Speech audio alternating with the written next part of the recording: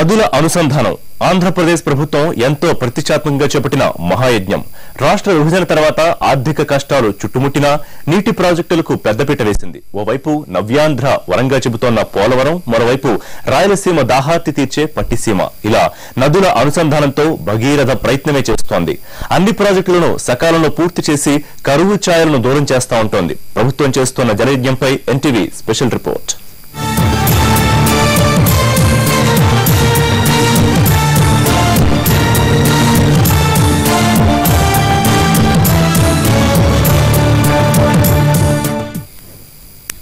నదుల అనుసంధానం దేశవ్యాప్తంగా విస్తృతంగా చర్చ జరుగుతోన్న అంశమిదే.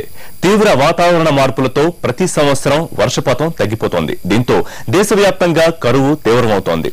కరువు ప్రాంతాలు పెరిగిపోతున్నాయి. దీంతో సాగునీటికే కాదు తాగునీటికి కూడా జనం అల్లాడే పరిస్థితి కనిపిస్తోంది. ఇక ఆంధ్రప్రదేశ్ విషయానికొస్తే గోదావరి, కృష్ణా వంటి జీవనదులతో పాటు పలు నదులు ప్రవహిస్తూ ఉన్నా ఇప్పటికీ సగం జిల్లాలు సాగునీటి కోసం కటకటలాడుతున్నాయి. ముఖ్యంగా రాయలసీమ నీటి కటకటతో అల్లాడిపోతోంది.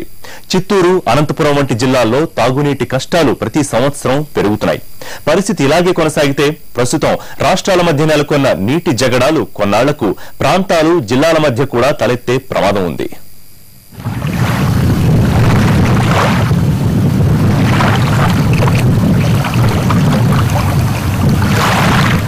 Welcome to the special bulletin on Pattiseema lift irrigation project. Pattiseema ప్రాజెక్టుతో జరిగే అద్భుతాలేంటి, రాష్ట్ర వ్యాప్తంగా విస్తృతంగా చర్చ జరుగుతున్న ఈ ప్రాజెక్టులో వాస్తవాలేంటి? NTV special report.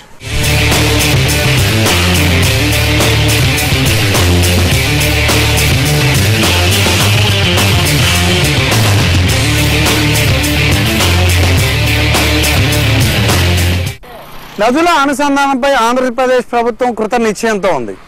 గోదావరి జలాలను కృష్ణానదికి తరలించడం ద్వారా నదుల అనుసంధాన ప్రక్రియకు నాంది పలకాలని ప్రభుత్వం ప్రయత్నాలు చేస్తోంది.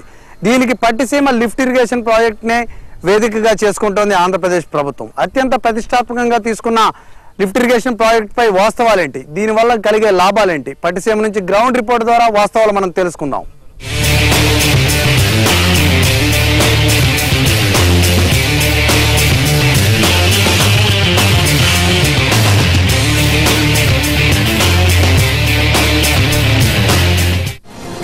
నదుల అనుసంధానం దేశవ్యాప్తంగా విస్తృతంగా చర్చ జరుగుతున్న అంశమిదే. తీవ్ర వాతావరణ మార్పులతో ప్రతి సంవత్సరం వర్షపాతం తగ్గిపోతోంది. దీంతో దేశవ్యాప్తంగా కరువు తీవ్రమవుతోంది. కరువు ప్రాంతాలు పెరిగిపోతున్నాయి. దీంతో సాగునీటికే కాదు తాగునీటికి కూడా జనం అల్లాడే పరిస్థితి కనిపిస్తోంది.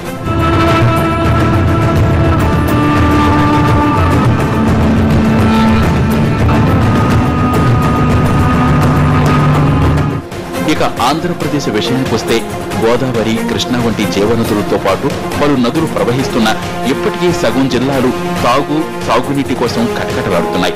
ముఖ్యంగా రాయలసీమ నీటి కటకటతో అల్లాడిపోతోంది. చిత్తూరు, అనంతపురం వంటి జిల్లాల్లో తాగునీటి కష్టాలు ప్రతి సంవత్సరం పెరుగుతున్నాయి. పరిస్థితి ఇలాగే కొనసాగితే ప్రస్తుతం రాష్ట్రాల మధ్య నెలకొన్న నీటి జగడాలు కొన్నాళ్లకు ప్రాంతాలు, జిల్లాల మధ్య కూడా తలెత్తే ప్రమాదం ఉంది.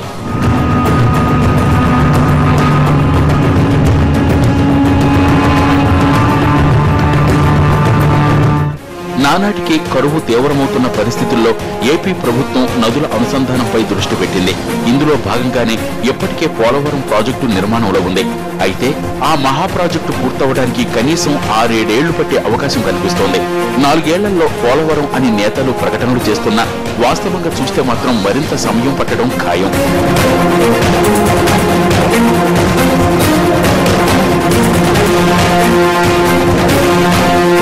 ఓవైపు వర్షాభావం, మరోవైపు పొరుగు రాష్ట్రాలతో నీటి వివాదాలు, వీటన్నింటినీ దృష్టిలో పెట్టుకున్న ప్రభుత్వం పట్టిసీమ లిఫ్ట్ ఇరిగేషన్ పై దృష్టి పెట్టింది. ఈ ఎత్తిపోతలపై గతంలో ఎటువంటి ప్రపోజల్స్ లేకున్నా ప్రస్తుతం ఉన్న పరిస్థితుల దృష్ట్యా ప్రభుత్వం ఈ ప్రాజెక్టుకు రూపకల్పన చేసింది. వృధాగా పోతున్న వరద గోదావరి నీటిలో కొంత ఒడిసిపట్టి కృష్ణానదికి తరలించే ప్రణాళిక సిద్ధం చేసింది. పోలవరానికి ముందే ఫలాలు అనే కోణంగా ఆలోచన చేసిన ప్రభుత్వం ఈ ఎత్తిపోతల పథకానికి రూపకల్పన చేసింది.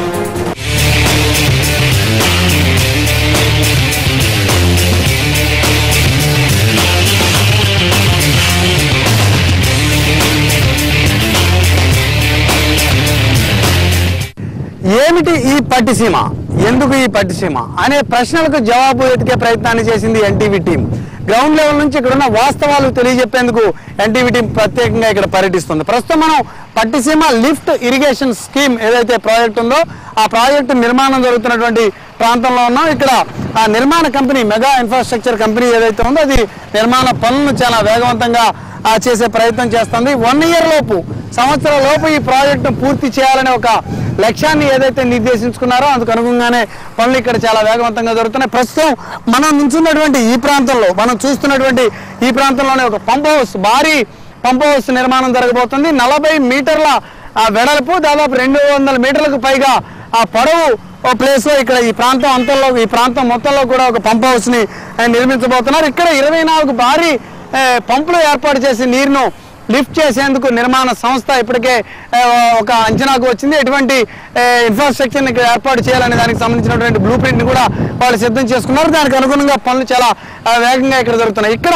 ఈ ప్రాంతంలో నుంచి నీటిని లిఫ్ట్ చేయడం ద్వారా దాదాపు 12 పైప్ లైన్లు ఏర్పాటు చేసి ఇక్కడ నుంచి కూడా పోలవరం ప్రధాన కాలువకు నీటిని తరలించే ప్రయత్నం చేస్తోంది. దానికి అనుగుణంగా కావాల్సినటువంటి నిర్మాణాలను ఇక్కడ చేపడుతున్నారు. మనం ఇటువైపు చూసుకున్నట్లయితే కరెక్ట్ గా ఇక్కడ పంప్ హౌస్ పక్కనే ఉన్నటువంటి గోదావరి నది ప్రవాహం ఏదైతే ఉందో ఇక్కడి నుంచి కూడా ఆ నీటిని తీసుకొని వెళ్ళడం ఉన్నాయి. ఇక్కడ నుంచి మొత్తం 80 TMCల నీటిని ఒక సీజన్ లో తీసుకువెళ్లాలని ప్రభుత్వం ఏదైతే భావిస్తుందో అందుకు అనుగుణంగా ఇక్కడ ఆ ప్రాజెక్టు నిర్మాణం జరుగుతుంది. ప్రస్తుతం మనం చూస్తున్నాం ఇక్కడ ఈ భారీ యంత్రాలతో ప్రాజెక్టు పనులు జరుగుతున్నాయి.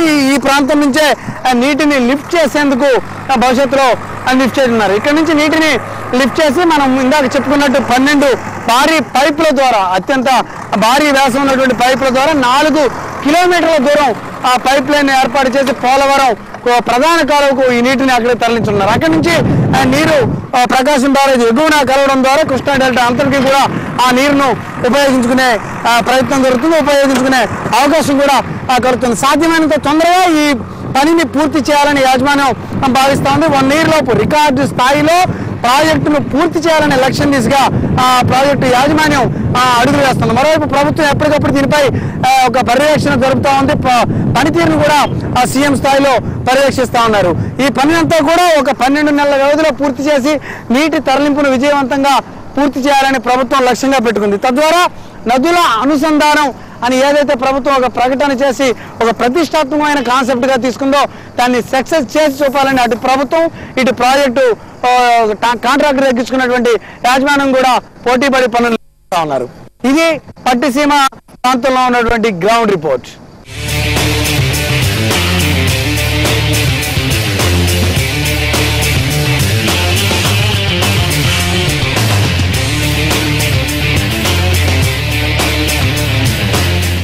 ప్రతి సంవత్సరం గోదావరి నది నుంచి వేలాది టీఎంసీల నీరు సముద్రంలో వృధాగా కలిసిపోతోంది. ఈ నీటిని సద్వినియోగం చేయడమే పట్టిసీమ లిఫ్ట్ ఇరిగేషన్ లక్ష్యం. పట్టిసీమ దగ్గర లిఫ్ట్ ప్రాజెక్టు ఏర్పాటు చేసి 80 టీఎంసీల నీరు కృష్ణానదికి తరలించాలనేది ప్రధాన లక్ష్యం. అది కూడా నదికి వరద పోటెత్తే జూన్ నుంచి సెప్టెంబర్ నెల వరకు నీటిని పంపు చేయాలని ప్రభుత్వం భావిస్తోంది. తద్వారా కేవలం వృధా నీటిని మాత్రమే వాడుకోవాలన్నది ప్రభుత్వ అభిప్రాయం. ఇదే లక్ష్యంలో ప్రభుత్వం ప్రాజెక్టు నిర్మాణానికి 1300 కోట్లతో పరిపాలనా అనుమతులు ఇచ్చింది. వీటికి పిలిచిన టెండర్లలో ఎల్ఎన్టీతో పాటు మెగా ఇంజనీరింగ్ కంపెనీ పోటీలో నిలిచాయి. వీటిలో ఎల్ఎన్టీ 28% ఎక్కువ కోట్ చేయగా మెగా ఇంజనీరింగ్ కంపెనీ దానికంటే 6% తక్కువతో అంటే 22% ఎక్సెస్ తో కోట్ చేసింది. అది కూడా సంవత్సరంలోపు పనిని పూర్తి చేస్తేనే ఈ మొత్తం సదరు కంపెనీకి దక్కుతుంది. సాగునీటి విషయంలో ఎదురవుతున్న దుర్భర పరిస్థితిని తప్పించేందుకు తెరపైకి వచ్చిన ఈ ప్రాజెక్టును ప్రభుత్వంతో పాటు నిర్మాణ సంస్థ కూడా ఛాలెంజ్ గా తీసుకుంది.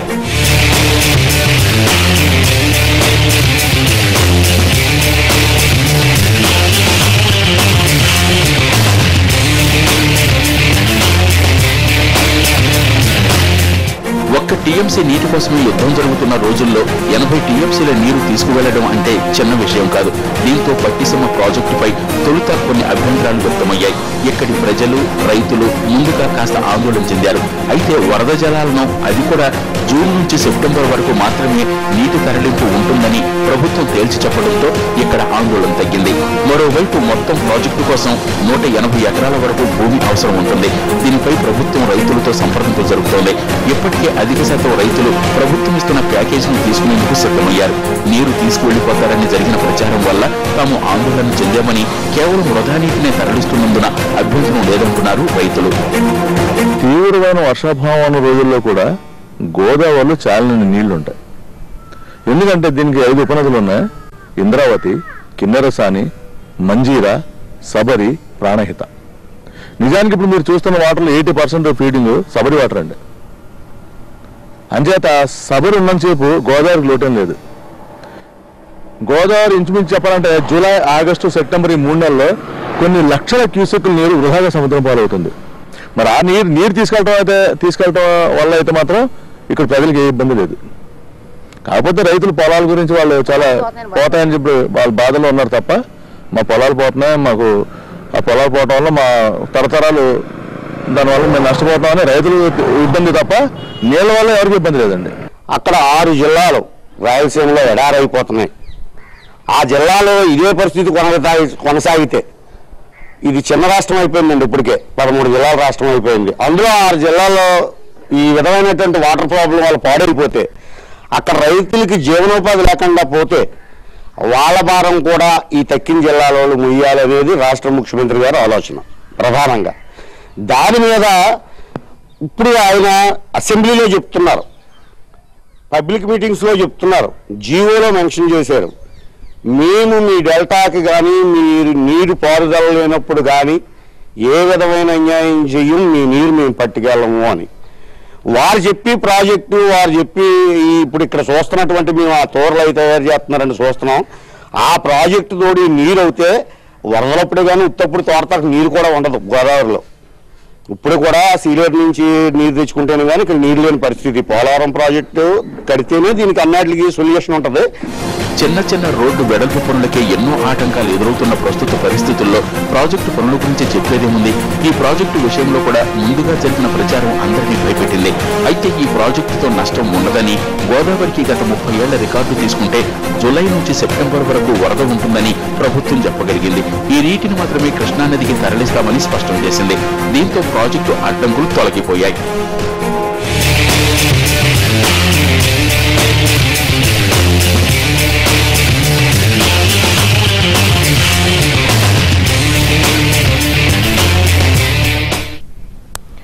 పట్టిసీమ ప్రాజెక్ట్ గురించి మరిన్ని డీటెయిల్స్ ఇచ్చిన బ్రేక్ తర్వాత చూద్దాం.